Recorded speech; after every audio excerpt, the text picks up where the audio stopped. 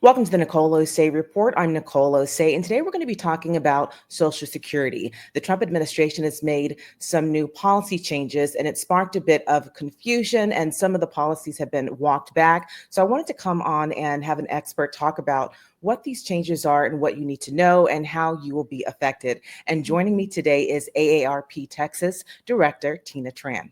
Welcome. Thank you so much, Nicole. Great to be with you today. Thank you. And as I said, the SSA has made some changes to their customer service. And I wanted you to kind of talk about, before we get into all of the specifics, if you could just break down some of the key details that people need to know. Sure. So, leading up into just the beginning of this week, what we were very concerned about, what AARP was very concerned about, is that the Social Security Administration had announced that it was getting rid of phone service for a lot of the sort of normal protocols and processes that it processes every day.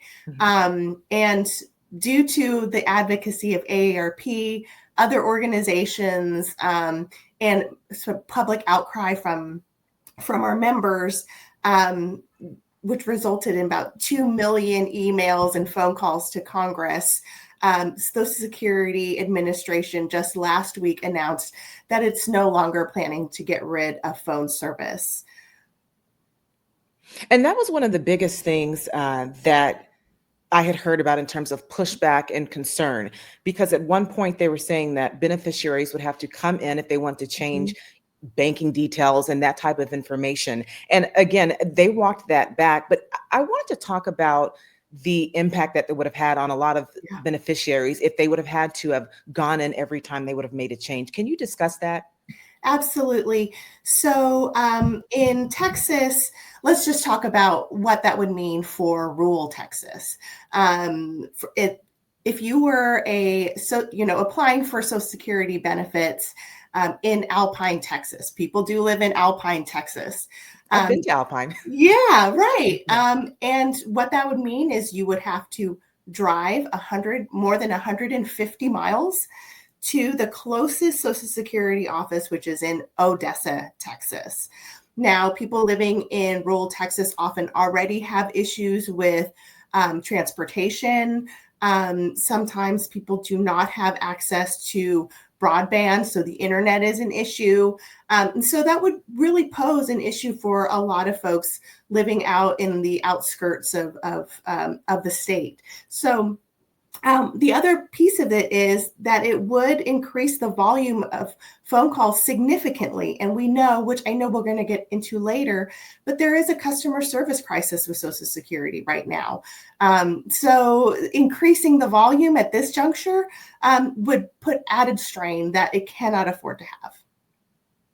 And I'm glad that you mentioned rural, because there's a lot of states across America where the majority of the cities in that state are rural. And I said I've been to Alpine, and to get to the nearest larger city, it's hours away. That's right. So that would be pretty inconvenient. Now, the AARP was part of a push to get the administration to reverse course on that. Can you talk about that effort? I mean, I know you just mentioned there were over 2 million calls made to Congress, but your organization was part of making that change. Yes, our leadership, our Executive Vice President, Nancy Lamont, sent several letters to the administration asking them to, one, just halt their plans to get rid of phone service, but also to make sure that that they really understand the implications of making changes, and any change having to do with a critical agency like Social Security Administration really takes a long lead time to get the public informed, to get people on staff trained. And so, making these quick changes just isn't prudent when it comes to a critical agency like Social Security. And as you mentioned, as these changes are happening, we all know that there's a current customer service crisis going on at Social Security. For people that may not know that, can you talk about what the administration is experiencing right now? And then if we can go into how some of these proposed changes would kind of make that situation even worse. Yeah, so one of the things that we are hearing across the country from people who go to Social Security for many different reasons, um, phone calls are taking much longer to get connected to an agent. We're seeing at least 2 hour wait. On the extreme end, we're seeing 6+ hours of wait times on the phone, which people just cannot afford to do. And sometimes even being just people waiting that long and then just being disconnected, which is really frustrating and quite frankly unacceptable. We're also seeing busy signals or people just getting automated messages and then being disconnected. People have come to expect that they have paid into this system their whole working lives, and it is a very reasonable expectation to have with the agency that is responsible for giving you your benefits that you paid into. And we're also hearing a lot about the cutting of the federal workforce. So, Mhm. given that we're at a time where there's a customer service crisis, there's already Mhm. long wait times, and there could be more cuts coming. What should the administration be doing when it comes to just making that more efficient? Yeah. What are some So proposed changes they could make?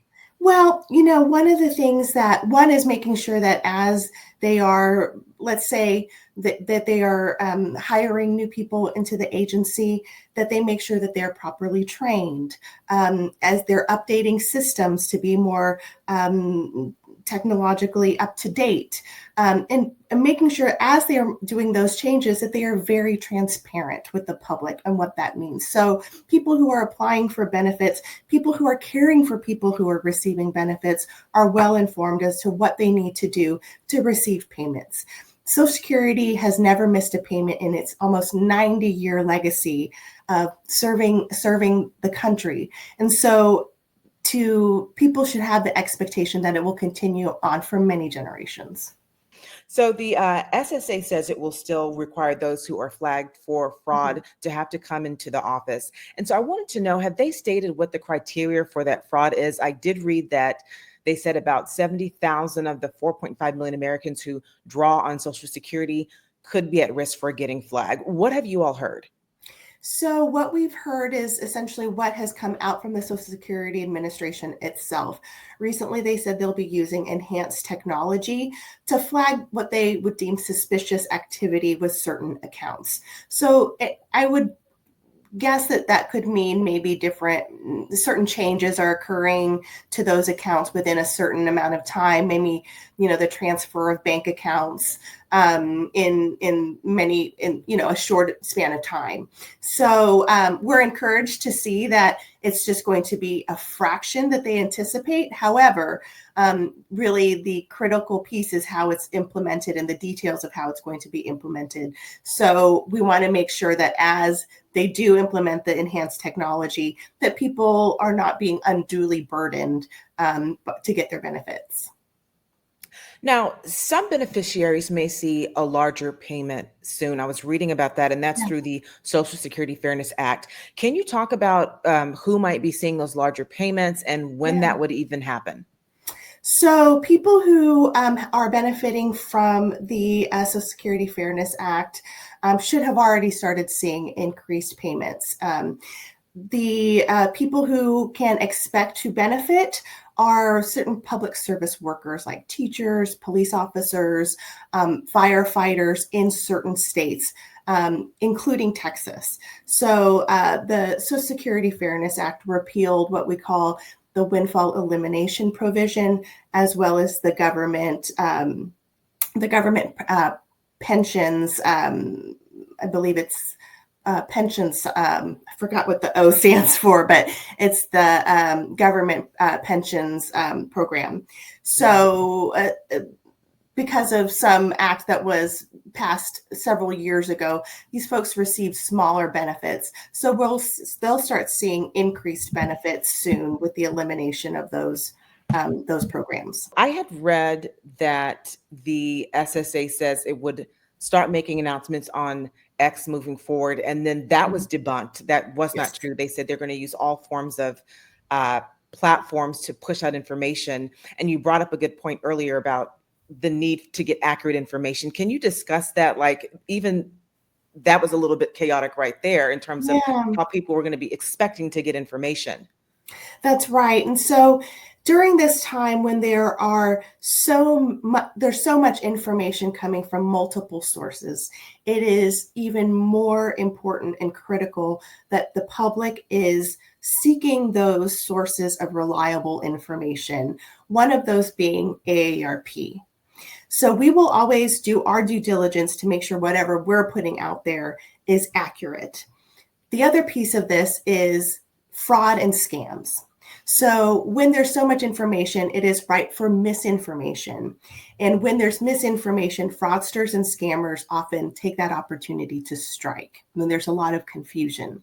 So we urge people, members of the public, to always be very skeptical if they ever receive a phone call or a text from someone claiming to be from the Social Security Administration. Always verify. So those are the big key red flags won't be by phone, and they will not communicate via text. Yes, that's right. That's right. And one of the things, like speaking of just misinformation, fraud, and all of that, so Elon Musk and the Doge team, that is what they're tasked to do, looking for fraud and waste and things of that nature. And he has said in a previous interview that he likened Social Security to a Ponzi scheme, which we know that that's not true. But I was just wondering if different, advocates and nonprofits, how concerning is that if you have someone who has the ability to make changes within an administration who is going into it with that mindset? Yeah, Nicole, I'm glad you brought that up. What we are focused on as an advocacy organization is working with the agency itself. And like we said, the Social Security Administration has had a almost 90-year legacy of not missing a payment. We understand the value of looking for fraud, eliminating fraud, and we do think that that is a worthy endeavor. However, the amount of fraud that is purportedly that occurs within Social Security is minimal. Therefore, that effort should fit the amount of the minimal fraud that actually takes place. The focus should be making sure that people who have paid into the system, who have reliably received their payments for their whole working, the benefits that they've paid into their whole working lives, continue to get that, and they get the quality customer service that they deserve. So that being said, for anyone who's having a concern right now because of just all of the changes that are happening, and with change, we know there comes confusion, but also concern. Are their fears unfounded, or is this something that it's just there are changes happening, but everything's still going to be okay? And I don't know if I'm asking that question in the right way, but I just know that a lot of people are concerned. Can you kind of speak to that and maybe give them some hope about it? I think people are rightfully concerned, and so is AARP. We have seen the announcement of rapid changes. And so, we really put pressure on the administration to, one, understand the implications of those changes. And really, when changes like that are being proposed for an agency with such a long legacy, it really takes it takes a lot of education, it takes a lot of transparency. So rapid changes like that just don't make a whole lot of sense, and it doesn't serve the public good. So we will continue to be vigilant about monitoring changes that come out of the Social Security Administration. We urge members of the public to let us know when they are actually experiencing issues. What are their wait times when they call? Are they getting accurate information when they do reach an agent? What we have not heard is anybody missing a payment right now. And so, but if that does happen, we do want to know about it. And that actually led into one of my last questions was to talk about that. Where do people need to go if they are having issues? Yeah. And so you said AARP, your organization is one of those places they can go to. Where else can they go to, one, get accurate information, but also to lodge that complaint if they're experiencing some type of issue? Yeah, I think the Social Security, it sounds funny to complain to the agency itself, but there are ways to reach the Social Security Administration to let them know that you should that should be always your first stop. But if you are experiencing issues, you should call your representatives, call your congressional members, call your senators, and let them know that the decline in customer service in Social Security is unacceptable. And so, those people that we've elected are tasked with making sure that the government programs that have served us for decades continue to do so. And also, too, I want to make sure that that everyone realizes that this is a situation, regardless of your age demographic, that we all should be concerned about this. Can you kind of um, dive into that point that even people that may be 30 years away from drawing Social Security, why they need to be paying attention to what's going on and how Yeah. they can be affected by this? Yes, absolutely. Social Security, a 90-year legacy, a 90-year strong legacy is something that we want to protect for many more decades. So for generations to come, Social Security is a lifetime, is really a lifetime benefit. It's income insurance, essentially, that we want to make sure that, as people who are, entering the workforce now, as they see that money come out of their paychecks, that they know that when it does come time for them to retire, that it is there for them. It's that income insurance, and it is protected from inflation. It is protected from the highs and lows of the stock market, and it is, something that they can depend on as income when they're done working and they're done with their working life. And that's right, because I'm hearing from some people that they may be like 20 years away from drawing Mhm. on Social Security, but I'd say every few years we hear people, some elected officials even talk about how Social Security, there's not going to be enough in X amount of years, and Mhm. all of this information is coming out, and some Yeah. younger people are concerned. Is there any truth to that at all? And can you kind of speak on that? Yes. So what we do know is that if Congress does not act, when about 10 years, we will see basically the trust fund, the Social Security trust fund, a shortfall in the trust fund. And beneficiaries at that time will start seeing a reduction. Now, it's not going bankrupt, it's not going away, but we'll start seeing a reduction about up to 20%, which is meaningful and significant to a lot of beneficiaries, that they cannot afford to lose that 20%. In fact, there are about 4.8 million Social Security beneficiaries in Texas, and 41% of them rely for Social Security for more than half of their retirement income.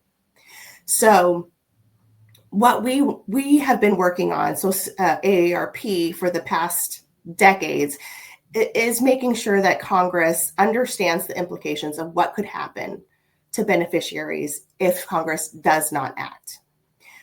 People will see a reduction in their benefits.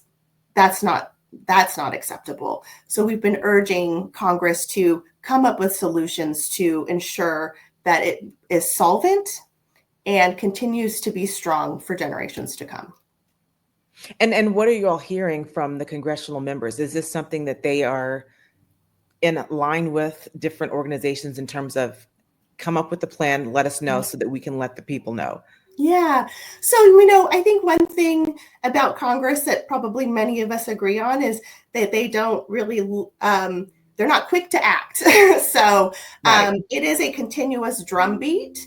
And, as we, I think, continue to see the urgency of the issue rise and become more critical, we're going to see more solutions come to the table. And it is really up to Congress to get, get a consensus amongst themselves, but also get public input on what makes the most sense for the American people. Agreed. And again, along with that, we all need to be paying attention. Regardless of your age, at some point, we're all going to draw on Social Security. So this is a very important issue. Thank you so much for covering it, Cole. Oh, no. And thank you for coming on. And we'll go ahead and wrap there. But I want to hear from you all. What are your concerns about all of these changes going on with the Social Security Administration? Let me know in the comments down below. And if you like this kind of content, news, politics, current trends, don't forget to like, share, and subscribe.